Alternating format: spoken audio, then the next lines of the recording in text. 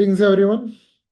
Welcome to the 6th edition of Coachability. So, Coachability is a platform designed by Chennai chapter specifically for our member and associates community, wherein member and associate coaches can present any framework, tools, techniques, or best practices, or a combination of it that they have been experiencing, they have been utilizing in their coaching journey, and would like to do further experimentation and also give it as a gift to the community.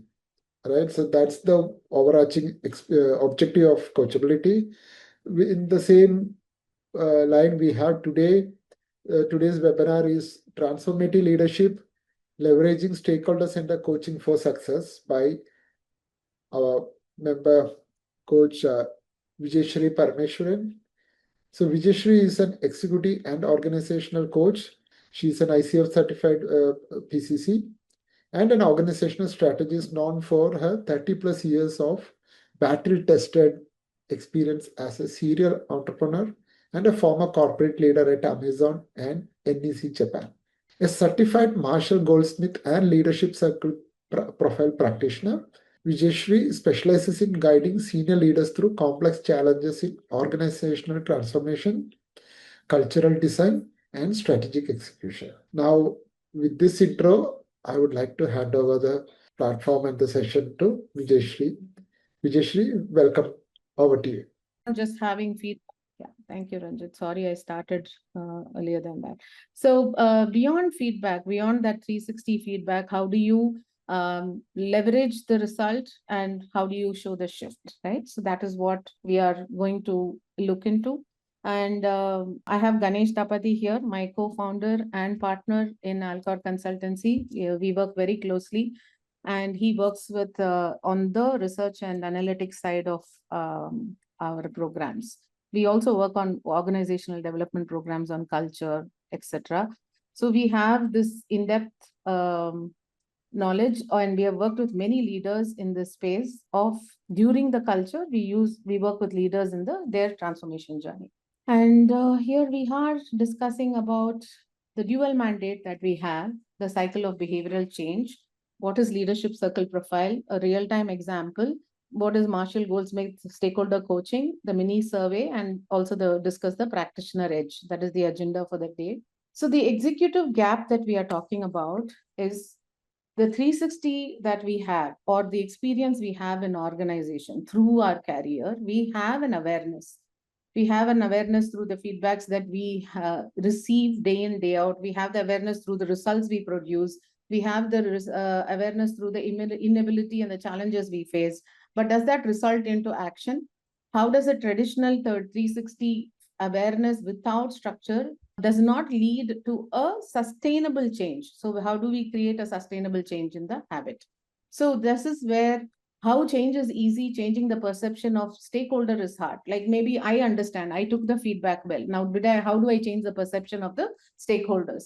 So that is where this dual mandate which we use in 𝐊𝐶𝐻, or which I have used in my journey, is insight plus execution. What is that one big thing that we want to change, which is related to our beliefs, biases, behaviors, and the perceptions we create around us? And using leadership circle profile as an awareness tool to understand our inner operating system, the inner game and the outer game. So what is going on within us and what is the outer game that is happening, the perceptions that we are building and the results that we are creating. And leveraging the stakeholder process to use the stakeholders to help us in the transformation that we are. So coach becomes a catalyst here. Coach becomes the person who's going to facilitate, and we are going to use the stakeholders to be our coaches indirect. I mean, when I say quick coaching, I'm not talking about ICF coaching, but they become the coaches in our transformation journey. So we see delivered proven results and sustained results. So first we start with, this is the cycle of change we are talking about, cycle of behavioral change. We start with the contracting with the leader or the organization, and then with the leader. We identify the stakeholders, the key stakeholders who are involved or whom we impact and who impact our performance. There is two aspects to it. Once we do that, we do the LCP assessment, which is a 360 assessment. And in this, The stakeholders are not just your boss's boss. It is not only your direct reportees, it is your peers. And there is one beautiful section in LCP called others. And the way my clients have used the others has been very interesting. There are some entrepreneurs who have used others as their customers, their clients, their suppliers, their extended peers or extended, dotted reportees. And some entrepreneurs have even used their family to give the feedback in the other section to understand how their behaviors have been with that segment and how it has been perceived. So that is a beautiful aspect of LCP which we utilize and see how the behavior shifts when your stakeholders change. And then through the debrief, we identify one big thing or two important. You identify many things that you want to change, but we focus on two important aspects that cover that when I shift this gear, then many things shift. We identify that one big thing or top two important action or goals. And then we have the monthly stakeholder feed forward, where we involve the stakeholders in the journey of our change. So that is a monthly check-in with the stakeholders and a feed forward. Then there is the action planning and communication that happens along with it, which I'm going to go a little bit in depth. And we measure progress. We measure it based on the agreement we have with the leader on, is it every quarter or every 6 months? Or is it just like, I'm going to work on it and after 6 months, we look for a survey and a change progress, measure the progress. And then the cycle continues. Because there are some leaders of mine who have shifted one behavior, then they'll say, Shri, I want to take the next behavior. I want to take the next one. Or there is possibility. Or they just change and then we are done with the transformation. Any questions? Feel free to ask, ping. You can even use the chat. So generally the structure of mind, right? The structure of mind it's like any other structure, like a building, like the mechanics of a vehicle. The structure of a mind is when there is a problem, there is a threat, there's a fear, and then immediate reaction. Now that is the reactive structure in which our base foundation has been built on. And that is the reactive structure, which is what we are going to see in the leadership circle profile. And what is the creative structure of the mind? When we associate with a purpose and a vision, and we construct it with a passion and how it can translate into action. Now, as human, we have the natural tendency to be in the reactive state, which is what 80% of all of us are. And 80% of the time we are in that zone. And how do we shift to the creative structure of mind? Align it to the purpose and the vision and see how it aligns to our passion and how the action can be a feed forward and a positive one. The stages of development and level of leadership is 80% of leaders are in the socialized mind, socialized leaders, and 15% in the self-author, and only 5% in the self-transforming leadership zone. And the leadership effectiveness that leadership circle profile helps us evaluate through 5 major questions is an amazing also tool to understand what is the level of the leadership the leader is in. Is it a reactive state, the creative stage, or the integral stage, which is like if the leadership effectiveness is at a higher level, then you're in a self-transforming state. The challenge that we face, right? This is where we see the complexity of the self, which is the inner game that we are talking about. And the complexity, when we connect to the complexity of the context. When we are in the socialized state, what is the current leadership consciousness threshold we are in? And how do we use the development challenge that we are identifying through the 360 and scale ourselves to be on have the ability to self-author ourselves and match to the demand of the complexity that is happening in the external context. So this is a very beautiful way of showing what is the challenge we have from how our mind is being influenced by our childhood stages of reactive tendencies that we have, which leads to our socialized mind. And then how we deal with the complexities of our life and how we handle it shows the creative side that we are building on in our capability system. And how can we elevate to the self-authored stage? Now, that is what the leadership circle profile beautifully shows. Now, this is the leadership circle profile circle. Let's understand the circle. The circle has 4 quadrants. The center point is the identity, the human, the leader we are assessing. The bottom half is the reactive tendencies of the human. And the top half is the creative competencies. The left is the relationship orientation and the right is the task orientation. Now, when we do the assessment for any leader, we get to understand, is this person more on the reactive side or has more creative tendencies? Is the orientation of this person more towards relationships or is it more towards task? This is an understanding we get. And I am not going to go into an extensive detail of this tool because that was not the goal of the session. It is more how did we use this integration. So I'm going to talk about the tool a little bit, and then we will go into how we have integrated into the stakeholder center coaching process. But if you all have any question, feel free to ask. So in the reactive tendencies, what we have is we have the complying nature, the protecting nature, and the controlling nature of the human, which I'm sure all of you are definitely aware of in the freeze, flight, fauna behavior that we have, and we always been discussing about. And on the creative side, we have the relating self-awareness, the authenticity of the person, the systemic thing, the systems awareness, and the achieving competencies of the individual. This is what is being evaluated in the 360. And I also want to tell you about the Business Performance Index. 486 organizations have been evaluated, leaders have been evaluated under 6 categories of business performance. And in that, the leadership effectiveness and the business performance are very closely related. And the result that was produced was the top 10% of these organizations that have been performing well have had leaders who are on the top 10% with their leadership effectiveness.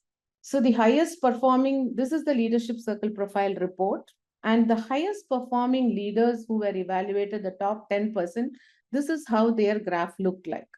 So you're able to see the whole creative flair that is just it is more on the creative side and less on the reactive side.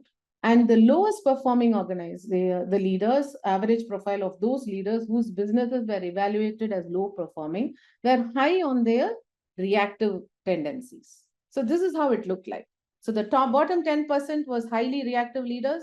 The top 10% of the businesses that performed well was on the high creative. Any questions? Okay. I was just wondering, the link which was given for the survey or maybe the leadership circle. So I was just wondering, is it a free tool? Can we also give it to our employees, team members to take this, which was given by Bill Zeb in the chat, leadership circle resource link, like the assessment? Yes. It's a free It's a free self-assessment is free. And if you want to have the 360 perspective from your stakeholders, then you will have to work with a practitioner. And self-assessment itself is a great tool to understand. The self-assessment is how you are, how your inner operating system is working and how your mind is thinking on those aspects. So that is itself a great tool for you to work with your leaders. So what we do is, when we want to work with leaders, there are times when we work with the self-assessment first, and then we start the coaching. Yes, Bill, go ahead and add on. No, it's a great question. Thank you for raising that. This is a polarity. So whether to use the self-assessment or not depends. It's like patience and impatience. We need not either or, and we need both. So let me explain. This model is quite complex. There's 27 different competencies, and it really drills down. There's so much statistics here. So it's good to do a self-assessment if the leader has the time and the ability to do it, because it's helping the leader learn the model faster. So that's a good thing, and it's free in the book. On the downside, when you do the self-assessment, it's a one-eyed assessment. You are not getting feedback from your colleagues. So I'm an ambassador in Europe, and I've heard other ambassadors say, I don't like to work with the free assessment because people get a one-eyed perspective and then they don't move forward. So something to consider in both cases. Wonderful question. Thank you. I have enjoyed the self-assessment. I find it is highly useful. Thank you Thank very you much, very much. Bill and And I have VijayaShree. used it extensively. I've used it extensively, where I've told there are many leaders who do not, who come for individual coaching sessions, not through an organization. They do not want to invest directly on a 360 tool because leadership circle is not going to come at in a lower cost, right? So when they come, then we show them the self-assessment. If they're seeing value in the reflection, then they want to understand the perspective of the stakeholders, then they go ahead and sign up. So, and we can also coach with the self-assessment. It has worked. Yeah, like Bill said, yeah, it's a two-edged sword. It can work. It might not. Thank you. That was a great insight. Thank you. So I just want to share a real-time example. It's a sample leadership circle profile of a leader where you're seeing that there is between the relationship and task, this leader is more on the task orientation on the right. And then we have this, you have the reactive and the creative balance, that is, which is in 50-50. And you're also seeing the potential where the leader himself feels that the potential is not to utilize to the maximum, to the left, this to the right of the bar. And also the leadership effectiveness of this person, which is at the close to their self-assessment. So this dark line, which you're seeing, is the self-assessment of the person. And the filled green is the perception of the stakeholders. And the leadership effectiveness is based on 5 questions, like I initially shared. And that is what talks about the effectiveness they are having in their role. So this is one sample. This is how a profile looks like. Now, how do you decipher this, or how do you help them decipher is how much are you oriented? Where are you oriented? Towards the reactive, towards the creative, towards your relationships, towards your task? And what is the gap between the self-assessment and your stakeholder assessment? That speaks a lot about what you have, what you think you are demonstrating versus how it is perceived, right? So somewhere we are in our thought process, we are acting from in a certain way. However, it is perceived in a different way, or it could be perceived where it is matched, it is perceived the same. Like here, strategic focus, which says that the leader is at an 80, 85, yeah, 90. Even their assessors think the same. So there is a match. However, there you're seeing a big gap between them in your pleasing tendencies, in your selfless leader, in the community concern. At the same time, courageous authenticity. The leader is rated lower than what has been perceived. So the way they are projecting themselves is, or being understood, is different. So these are the gaps that we discussed during the debrief on how the person is oriented. What is the operating system of the person? We understand, go deeper, we dive and understand what is the composition, what is this person made of, how does it look, right? It's a very interesting debrief.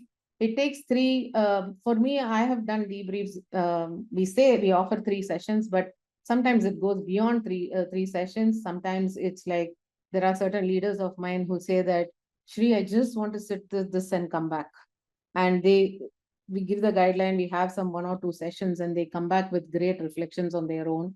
And as a coach, we also help them decipher, have the coaching conversations, help them understand through the challenging questions to them to go deeper and understand how they are operating internally. It's a fantastic tool. Like Bill said, it's a very complex tool, but it's a very interesting tool, and it lays out all your biases, beliefs, limiting beliefs, your shadow behaviors.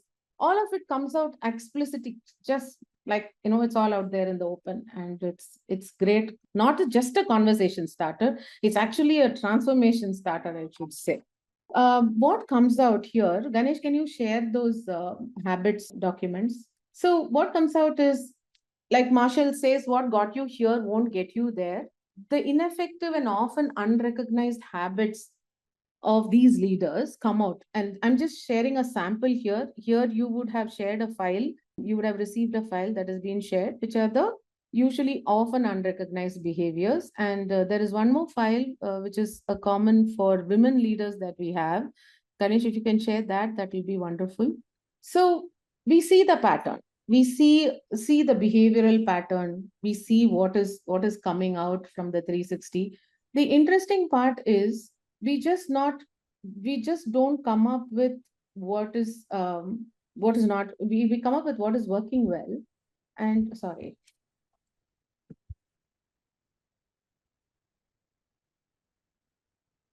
Yeah. So what we are good at, and sometimes what we think we are good at is perceived differently. And there is sometimes that we wouldn't have even known that we have this behavior, and it comes out not only in the circle, but there is also 3 questions, that is what is going well, what is not going well, and what can be retained. So even that section, when they see and they map it to the result, you will see it beautifully correlating to each other. So initially, when we were doing Marshall Goldsmith, we used to do just a survey. We started with just a survey with the stakeholders saying, what's going great with this leader, what is working well, what's not working well, and what can, what should this leader retain?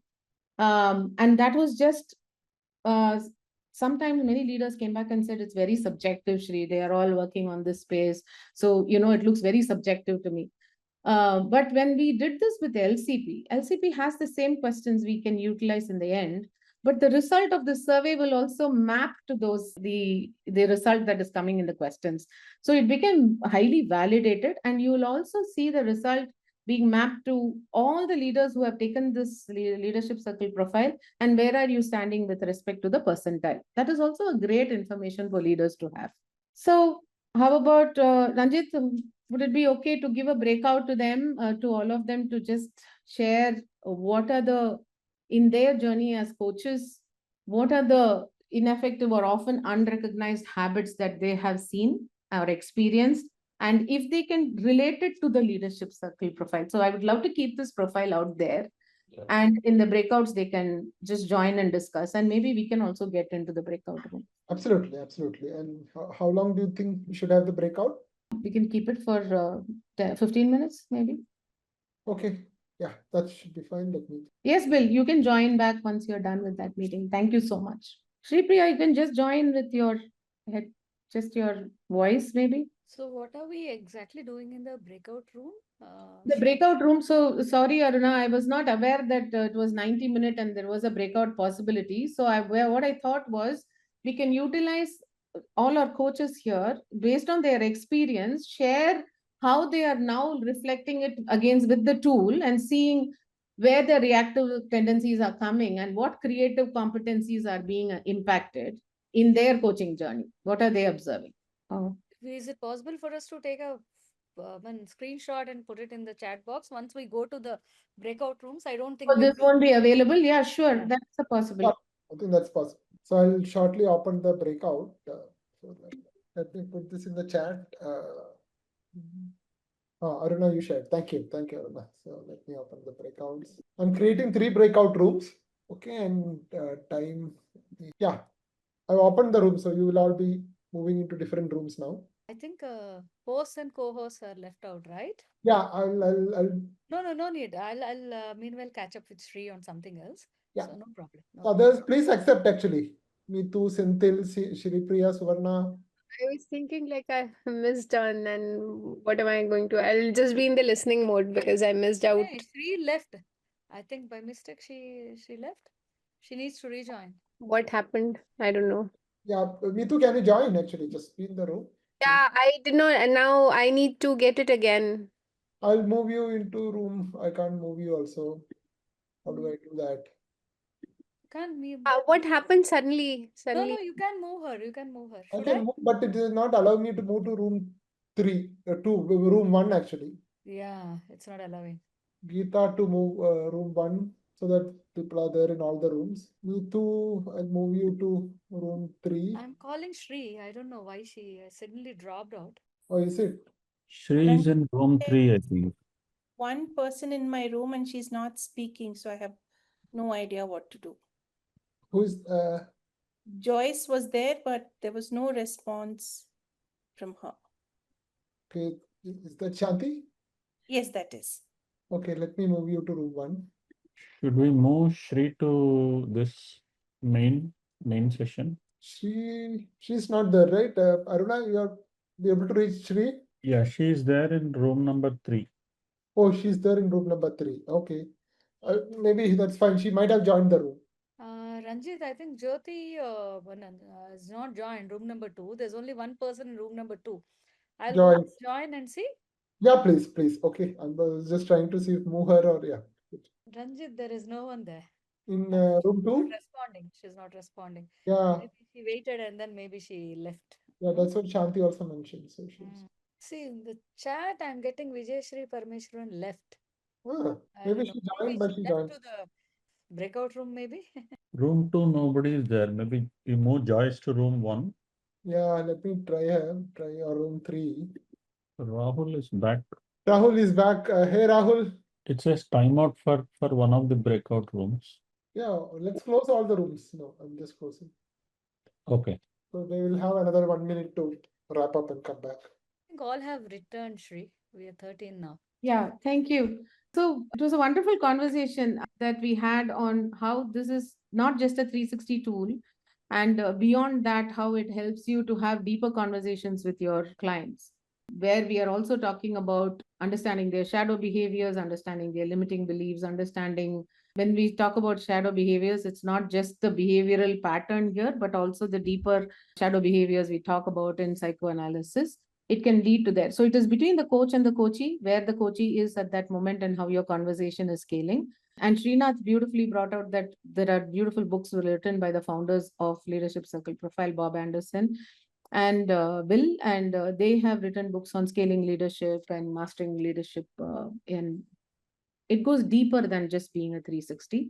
These are wonderful books to, read and refer. So now I'm just going to share a real-time example with you.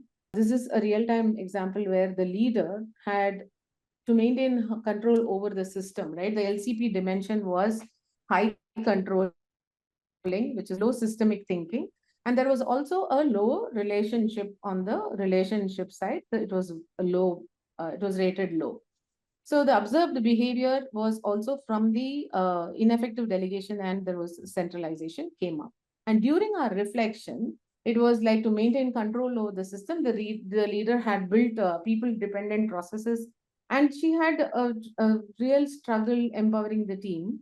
And the high control was there, and there was a barrier to trust. So the leader was default to individual execution rather than investing the time to build scale, trust, delegate, and build a system that could scale. So the drive for perfection leads to the control was the insight that the leader had, that is the bottleneck. So this is how we understand the dimension, we understand the observed behavior, then we reflect, and then we come to the underlying behavior. And this is the goal that the leader took, that I'm going to focus on empowering delegation and empowering team and team ownership. So how do we put that into a measurable criteria? This is what is needed for the stakeholder-centered coaching. So Your screen is visible for everyone? No, that's what. Leslie, Leslie, we are do not you have able to any see. presentation? I think you need yeah, to. I was sharing actually. No. Yeah, now it's visible. Now it's. So this Yeah. is thank you, Ganesh, for saying that. I was thinking that this is being shared. No problem. Yeah. So this is the real-time example I was talking about, where the the leader was highly reactive on highly controlling and low on the systemic thinking dimension. And the observed behaviors from the stakeholders was also that the leader was ineffective in delegation and centralization. So the reflection that the leader had was there was low trust, of course, and had a tendency to work on her own, being individual, not delegating, not trusting, not transferring or creating a process that could empower the team. It was a very people dependent and highly controlled environment. So it was not scalable. And the drive for perfection was one of the key drivers that led to the control and which created the personal burden, not only the personal burden, and did not allow the person to look at the system holistically and did not help them to have the interpersonal relationship, the team cohesiveness, all of it was impacted. And then the leader took that as an action item that they are going to utilize as a behavioral change. That's what they're going to focus on. She's going to focus on. So what is the measurable, visible, and specific commitments that the leader took was, I'm going to empower delegation and team ownership. How will it be measurable? We said that as the stakeholders are going to be your measure, they are going to observe your behavior and we are going to track it. So that is the stakeholder-centered coaching, where we involve the stakeholders in your transformation journey. So the specific commitment was trackable monthly via pulse survey with a scale of -3 to scale +3. The accountability check-ins will be done with the stakeholders. What is the visible criteria was strategic delegation, implement the empowerment strategy, basically let go and trust, right? And conduct coaching and mentoring sessions on this action item, which was just one of the goals. There were 3 goals that the leader took. And what is specific here that the leader said, I'm going to put a team skill matrix. I'm going to develop it and ensure that the delegation is strategic. And also said that and identifying specific tasks to transfer full ownership on. So because there was a trust issue and she didn't know how to let it go. There was a need for perfection. And this is how the action was drafted and shared with the stakeholders. So I'm just sharing a real-time example of what we did for a leader. Now, how does this get into the Marshall-Goldsmith? This is the engine of sustainable change, right? Marshall-Goldsmith is make a behavioral change, stick through accountability. So, and what happens is coach is a facilitator, stakeholders provide the feed forward, and they actually become the coaches in the change. And coach just facilitates that with the process. We, of course, have our coaching conversations, but we also have the stakeholders as coaches who will give the feed forward and also have a measurement system. This is the 7-step Marshall-Goldsmith process. We involve the stakeholders, we ask for their inputs, we listen to them, we thank them. And then with that input, we emphasize the feed forward. We think through, the leader thinks through, responds, and then makes a change in the behavior and then follow up. So that is the goal that was taken. Like in this case, I'm going to empower the team. I'm going to delegate is being done. I'm going to do the skill matrix. Now go back and go and ask your stakeholders. Hey, I've implemented the skill matrix. What's your thought this month? What do you think? How is there any feed forward you have? And you listen, you thank, you think, you respond, and keep going through the process of your 8-month journey or 6-month journey in this transformation. So we facilitate it as coaches. We have our coaching conversations plus this facilitation that we do. What we do is once we do that and it's implemented over a period of time, like 3 to 6 months, we conduct a mini survey. The surveys are completed by key stakeholders. There are around 20 people who have evaluated you on your 360. But on your Marshall-Goldsmith stakeholder-centered coaching, you can pick 7 to 8 stakeholders who are actively working with you very closely. And then see what is the input and feedback they have based on the goal that you have. Not all your 20 stakeholders are going to have your feedback on your delegation, then pick the right ones. And the surveys are completed by the key stakeholders, not the coach or the client. Then we run the survey as from our team, we run the survey and the stakeholders are involved. Feedback is collected only on the agreed upon behavior. This is not another 360. It's only a progress check on the agreed behavior. We review the assessment and feed forward that feedback into the coaching journey, and then the leader progresses. Is there any Marshall-Goldsmith coach here in any of you? No? No. So that is where the accountability loop comes in. Once the survey data is compiled, we move the final stages of the stakeholder-centered process. We review, recycle. The coach reviews the data with the leader. We brainstorm, we look at what needs to be focused on, what's working well, what's not working well. If the score is high, then what do we ensure to, make it stick through? If it is not, then what is that? We can go back, and there are times when my leaders have gone back to their stakeholders, had a meeting and said, hey, I've been putting this effort. It looks like it's not working. My rating is not that great. What do you think I need to do? They brainstorm, they give suggestions, then implementations have happened. And sometimes it is just that with this result, they have come to a coaching conversation and then they have worked on their revised action or list or the actions that they are going to take. And they go back to their stakeholders and say, hey, I thought through, this is the feedback I've received, this is the next steps. And they usually sign off in an email. It is up to the leader how they want to do it. But we encourage monthly check-ins with the stakeholders directly and see how it is reflecting in their action and the perception that they are building. So reevaluating what we also do is we also go back and reevaluate the creative competencies of the LCP. How has their systemic thinking improved? How has their composure? Composure comes out very strongly for many leaders. So how is it reflecting and how is it impacting? And then your coaching journey, coaching conversations proceed. This is a real-time example of this person whom I showed as a real-time. What was the change? So if you see the mini survey, the score was, the leader had two goals. One is empathy and listening, and delegation and empowerment. I showed you the detailed goal of the delegation and empowerment, and one more was empathy and listening. And in the mini survey that was done post, I think it was 5 months of the time of coaching, post the 360, there was a plus 2.5 shift in the behavior in empathy and listening, and plus 1.5 in delegation and empowerment. So overall, if you see, the leadership shift was 0.2, 0.5, plus 2.50. So this is the measurement. This is the ROI we are showing the organization, saying that this person was, let's say, at a neutral level or in the minus, and how they have progressed. So this is where we show the ROI of the coaching. So what is the practitioner's edge that we have, right?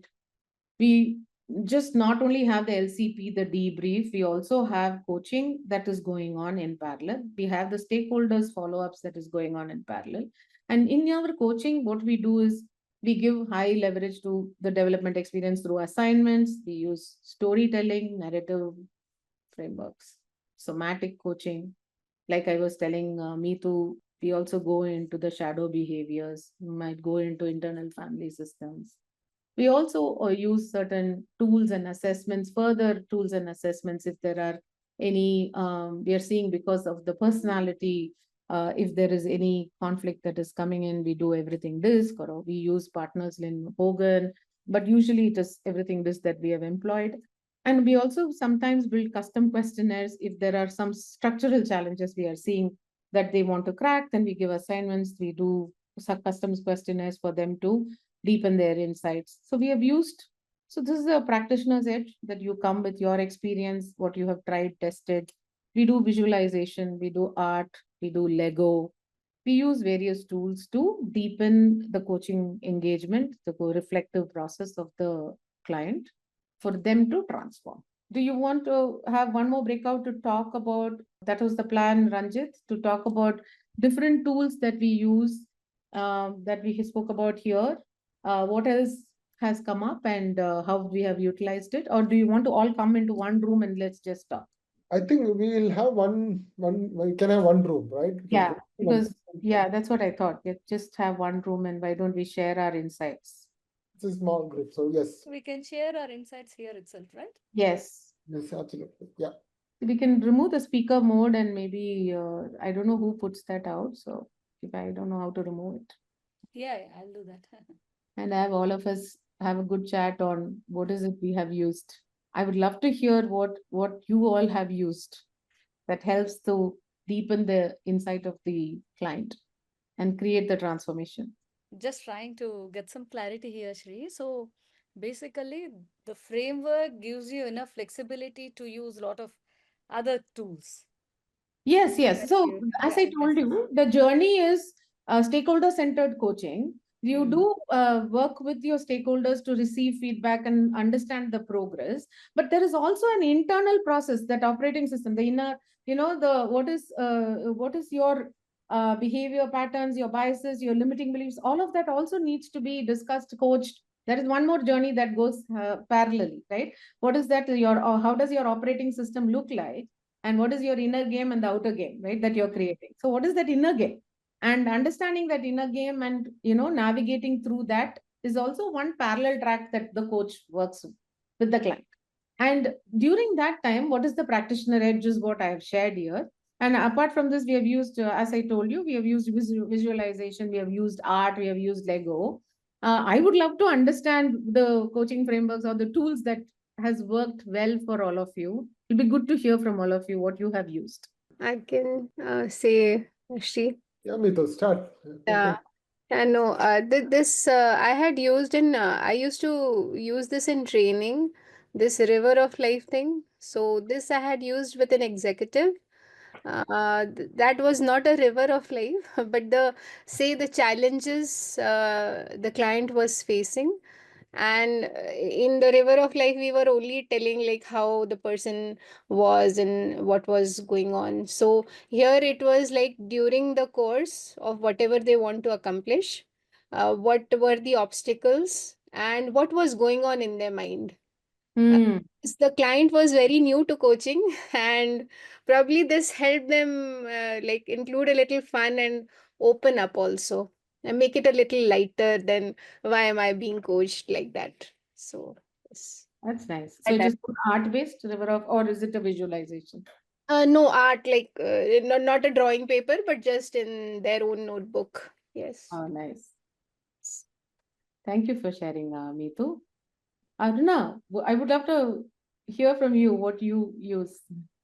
I use some of the orgs tools, like, Ah. the high dream, low dream, just usually to drill down to the purpose.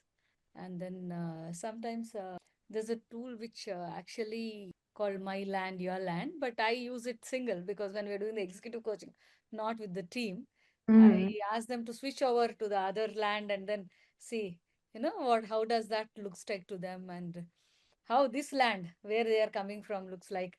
So these few things, I mean, that's what I can remember immediately now, that ORS tools I use. Of course, visualization again, visualization and art. Uh, Even Art. there's a ROS tool where we say, just draw an entity and what are the corners, or how does the entity appear? And Hmm. when they are doing the journey, is the entity's shape, it is shifting, or how does it look like to them? And so, Yeah. That's also as seeing it from, is it also seeing it from from a ORS, systemic, yeah? yeah. Or yes. And of course, we have the somatical, right? Gestalt model and all these things we use. That's a little bit. And yeah, Neetu also, I think, uses, like all of us are a little bit so familiar with NLP. Not much, but Mhm. a little bit of NLP. Whatever helps the client, basically. Yes. How do you, Maushimi also spoke about positive psychology, right? That she uses. Joyce, Geeta, Jyoti, would love to hear from all of you.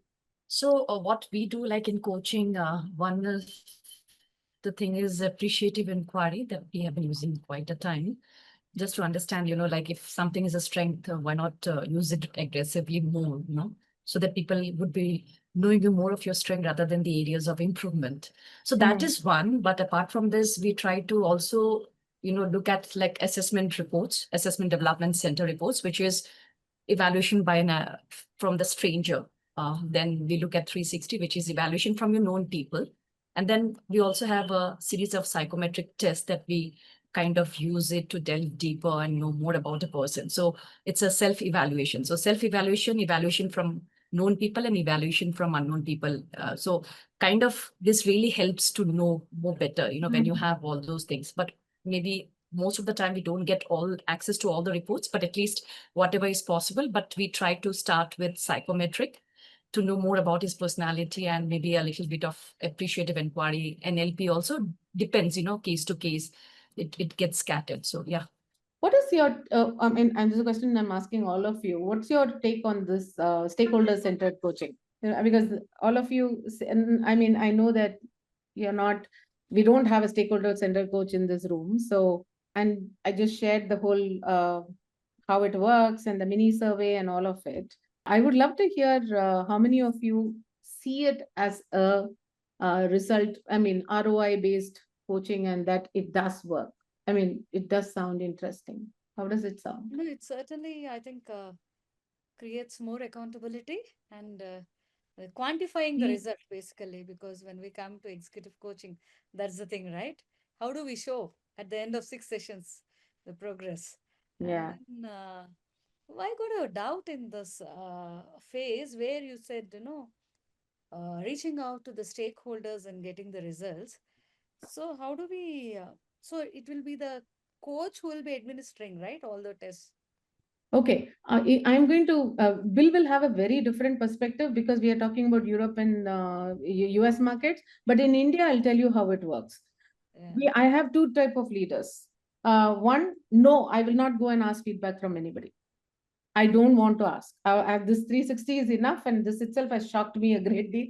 I am not going to go and ask, am I progressing every time, or how am I doing? And then there are another set of coaches clients who say that, of course, I would love them to be part of my journey, and I would like them to be involved in the progress.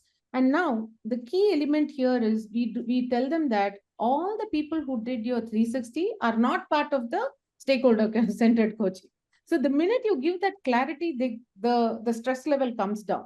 Otherwise, the first thing they think is, oh, all of these people are going to be involved. Do I need to go and tell them every time that all the 20 and 30 people that, hey, I've done this change, I have done this, I've taken this as an action item. So that clarity helped. That was a learning for me when I started the journey. When I said that you have to go back to your stakeholders, they said no. But this helped when I had to tell them that let it be relevant to the goal. Who are these people who are impacting you and whom you are impacting? Let's keep them as the stakeholders. It then shifted and then they agreed to do the stakeholder-centered coaching. That was one. And there are some who don't. So at that time, what they agree is, Shri, you run the survey. You run it. I will not go, but you run it. And with the result, I will have a meeting, I will have a discussion and all that. So at that time, we give that flexibility because the goal is for the transformation to help the leader, scale. So at that time, we say yes to that. There are times when people don't want to, and we don't go into stakeholder center coaching. If we had that, I would have had at least 50 stakeholder center coaching done by now, which is not a possibility. We have a very 20% agree, right? They don't agree. Meetu? Yes, my question came up actually when Maushami was talking. Like when the psychometric is done, many a times they are not aligned with what the result is. The clients, they do not feel that whatever result is like that is what is happening. And also, when you talk about the stakeholder coming back and giving a feedback, in my case, I never got a feedback. The only feedback was like they asked me to get hired again. So it was a good feedback. That's how I took it. So that is one thing. And also second thing, when about tools, so we are not really focusing, like I'm not focusing what tool is there, like Maushami said, appreciative inquiry.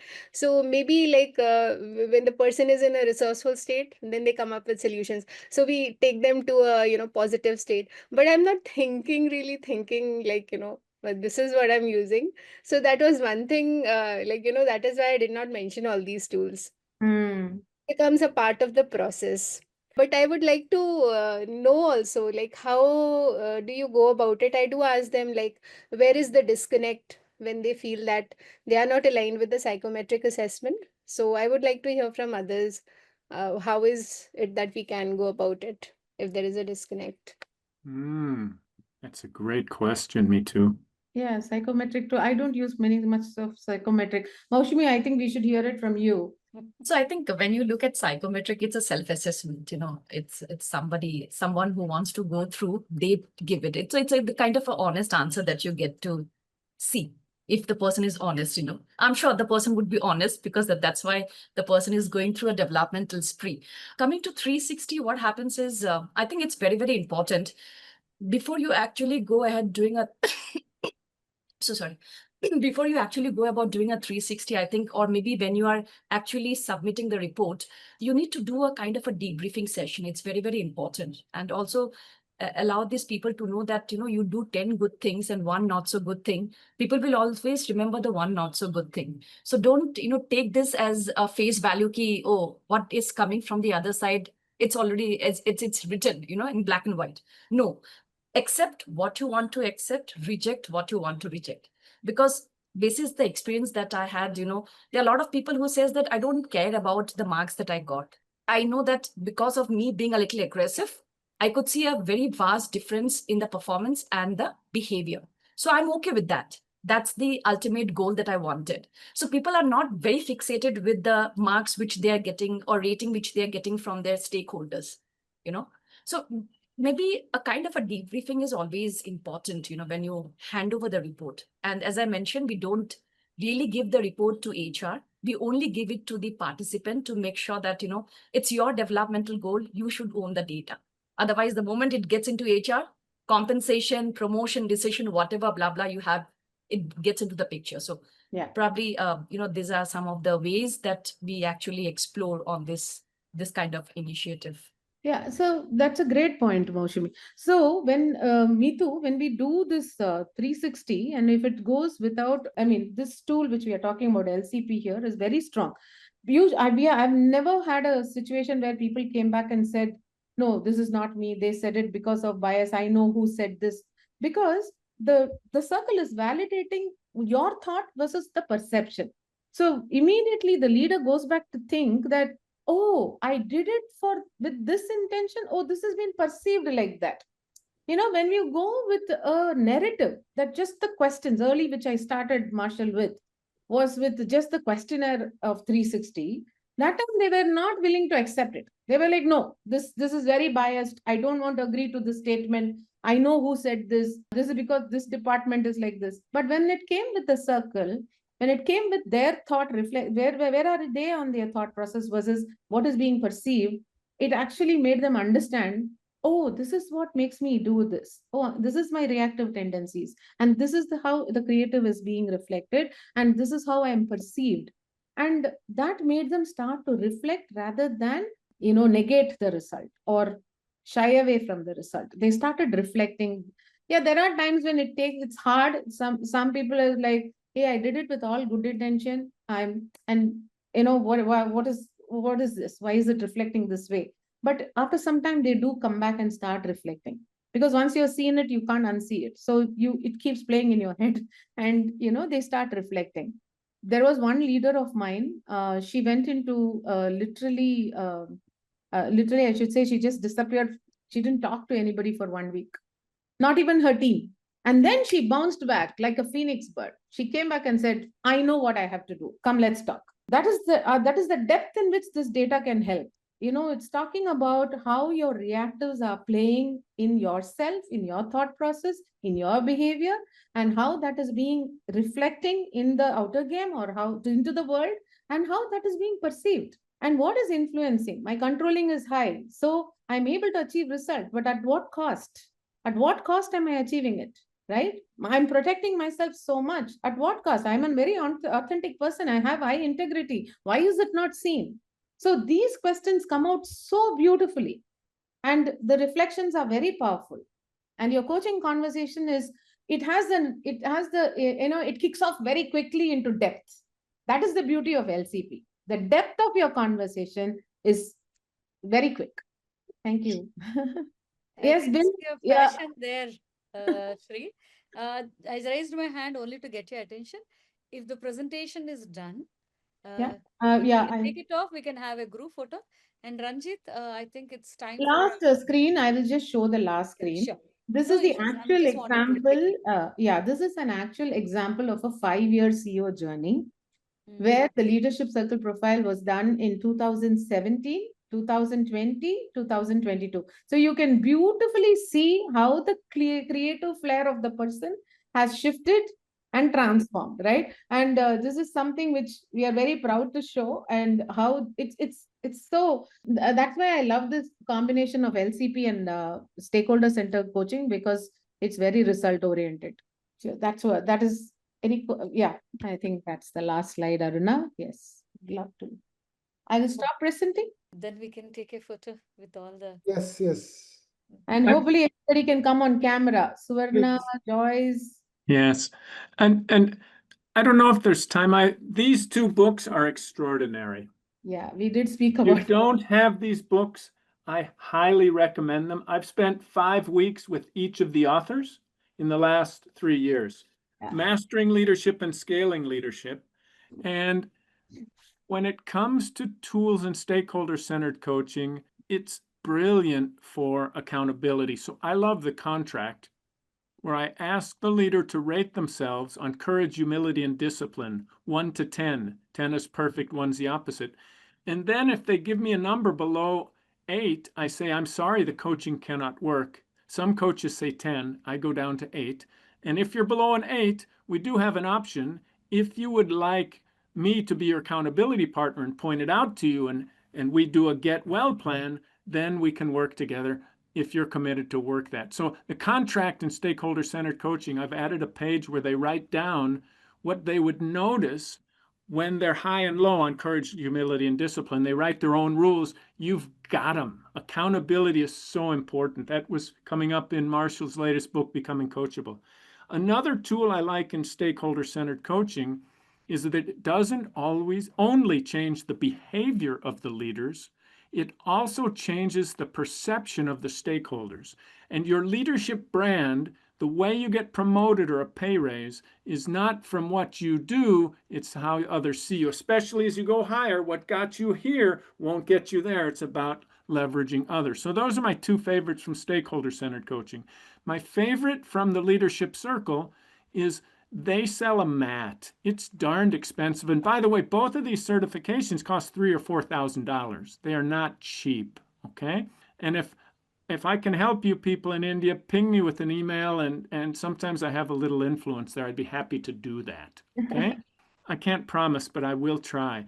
With the leadership circle, the mat can be in 1.5, 3, or 5 meter sizes, and you stand on it, and that's just, it's an out-of-body experience. The second thing about that mat or the circle is it has, for each of the 37 leadership circle, outer circle competencies, creative, play to win, and reactive, fear-based, play to lose, or safety, play not to lose, those each have a correlation with leadership effectiveness. So I learned that my pleasing, high pleasing, which is reactive, was hurting my decisiveness, creative. I also couldn't work on my self-awareness for years. I worked with Tasha Eurich. I know her from 100 Coaches. I couldn't get my self-awareness out of the basement. You can tell it's low now. I'm talking too long. And so when I learned that my controlling is 0.64 negatively correlated with my self-awareness, then I had the recipe for changing myself. And that's what I like about the leadership circle. There's a correlation chart. I'll pop it in the chat. I'm done. Thank you for letting me share a few things. And thank you, Bill. That reminded me. We also have one key criteria before we sign up for Marshall Goldsmith Stakeholder Center coaching is we would love to work with people already successful leaders. So we are very clear to understand what is the success ratio of this leader, where are they in their leadership journey and their performance before. We do not sign up for, a development plan. We need to bring back this leader from a, low performance to a high performance. We're very clear. We want to work with successful leaders and scale them. So that is one more key ingredient in selecting your stakeholder-centered coaching clients. This lesson comes from Marshall Goldsmith himself, who worked with Alan Mulally twice. And Alan grew more than any other leader in the eyes of his stakeholders with less time. And Marshall made a joke, Alan, if I spent less time with someone, they'd probably be God. You're the number 3 CEO in the US, and I spent the least time. The tough leaders I spent more time with. And Marshall said, what do you think I need to do? And Alan said, the most important thing you do in your coaching is client selection. Yeah. Don't take a bad deal, and make sure that you have a firm commitment from those you coach. And I've taken leaders without that. 2 of them dropped out the first time I did stakeholder-centered coaching after on a no growth, no pay. They were paying me at the end. And I didn't understand why. Today I do. They dropped out because of my ego. I thought I could change them. Yeah, I had 2 drop. I didn't have 2 dropouts, but I couldn't show transformation on 2 leaders because I took a team, and it was a mix, and 2 non-performers were there. And the CEO was very clear that no, I want all my leaders in there. And I did share this, but she said no, I want everybody. And we couldn't show the transformation for 2. So out of 15, only 13 transformed. And then I said, oh, okay, now I'm going to get more clearer on our agreements here. But in India, we don't say no pay, no change, no pay. In India, it doesn't work. So I use it as a sales technique. So I use it to tell the leader, I offer it because I can only afford at my age to work with highly successful leaders who are going to change. And we've talked enough, and I know enough about you that I can assess your coachability, and I believe you. If you'd prefer to pay me up front, then it's 20% off. And I've had multiple CEOs take me up on that. And that also, as a coach, gives you cash flow peace of mind. Yeah. I appreciate from the session is a lot of takeaways from both your personal experiences and also appreciate the resources you shared, 𝐿𝐿 and Bill. Sorry, Shri and Bill. I mean, it's like a lot of resources we got today. And Thank you. yeah, probably we should have a follow-up after a few months, like how these resources helped us, anything we could put it Yeah, into practice we in can. our coaching, you know. Because we can go in depth in LCP and in stakeholder. We can do both, right? There's a lot of content we have. I think I've taken a screenshot of the books when Bill was sharing. Like, if Bill share it in the chat. Yeah, Beautiful. I think maybe we can put it in our community as well, right? Yes, absolutely. The recommendation. So why don't we take a group pick actually? Yeah, Yeah, sure. if other people can. Uh, So there's one thing which I don't know whether I missed hearing it or this thing. We talked about leaders being coachable, right? And also Bill mentioned that he is only, accept people who are ready to be coached. Yeah. So how do you ascertain it? Of course, one technique he said like upfront and 20%, which makes sure that they're really serious about their coaching journey and coaching.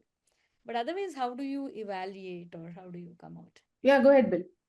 I think this is hugely important. This is part of what you get in the stakeholder-centered certification. I don't know which one I'd take first. I did stakeholder-centered coaching first, and then I became a leadership circle ambassador. I ask them two ways. I use two different filters. One is courage, humility, and discipline. And that's in the contract. Shri can share one with you from the training. Courage is ready to step out of your comfort zone and do things that are uncomfortable. Okay?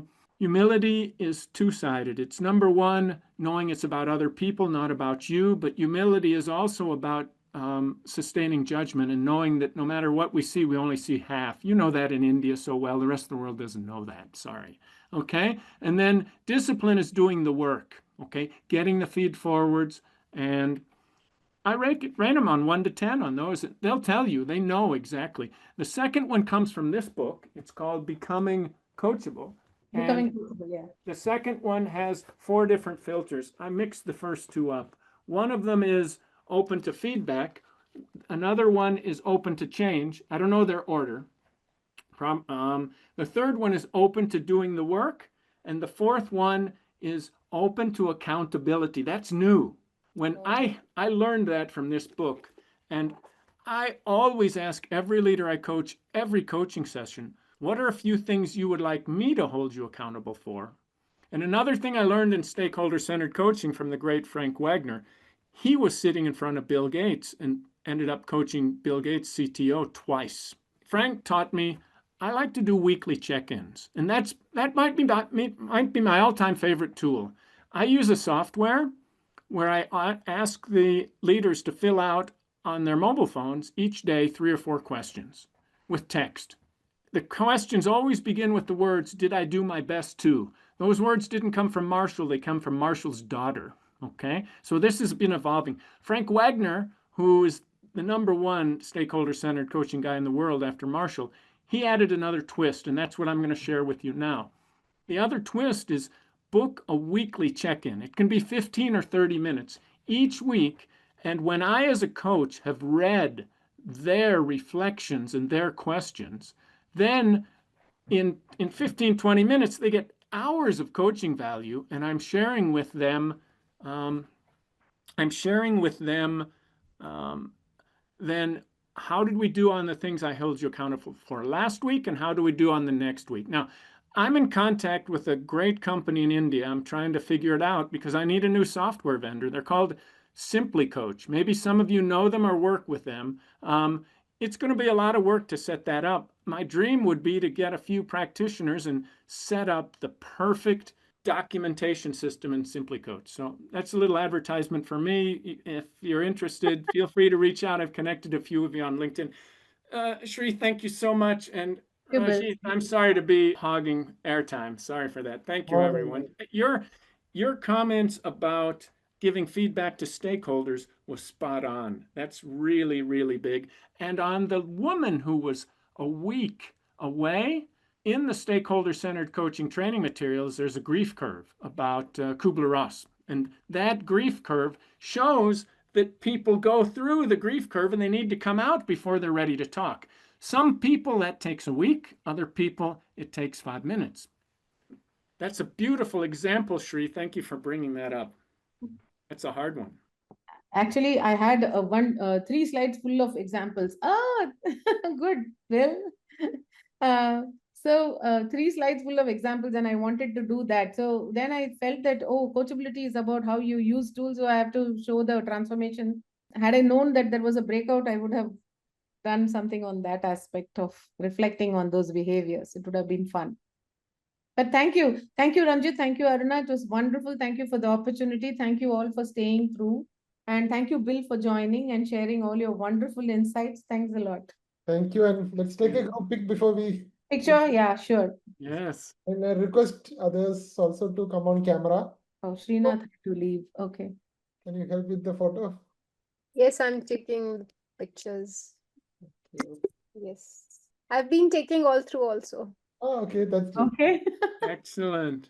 So Meetu, please help me to force anything because my camera is somehow not supporting. Although I'm camera ready, but my camera is not supporting. Okay, no problem. I'll get you embossed there. Oh, that's really sweet of you. Thank you. You have a picture, so we can. Awesome insights, VijayaShree. Being, very passionate and curious learner on this particular path.